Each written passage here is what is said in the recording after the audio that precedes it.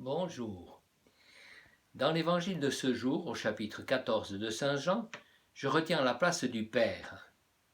Jésus est avec ses disciples après le lavement des pieds. Il parle de son avenir, il voit la trahison et la mort qui approchent. Et il redonne courage. Relisons ce passage et retenons simplement la place du Père.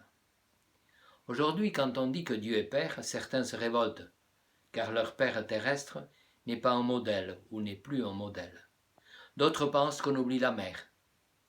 Sans écarter les souffrances et les joies de ce moment, accueillons le cadeau que nous fait Jésus. Celui qui m'a vu a vu le Père, et celui qui croit en moi fera les œuvres que je fais.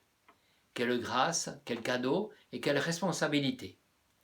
En parlant de Père m'est venue une courte histoire pleine d'humour, parole d'un humain. À 6 ans, papa il sait tout.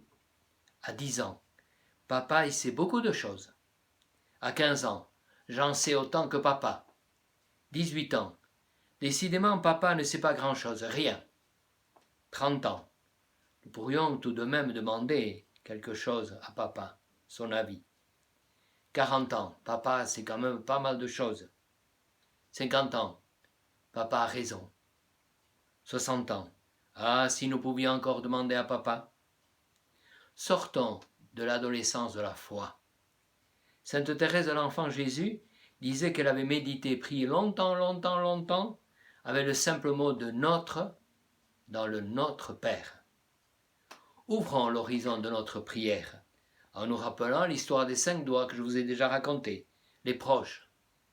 Le Seigneur, c'est leur Père, même ceux qui sont plus là.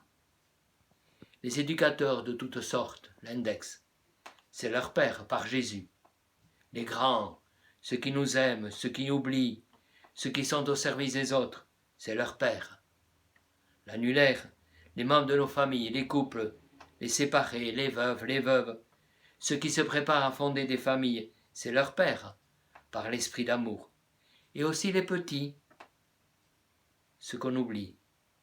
Alors, unis par l'esprit de Jésus, avec lui et en lui, disons, notre Père, Gouleaïta. À demain.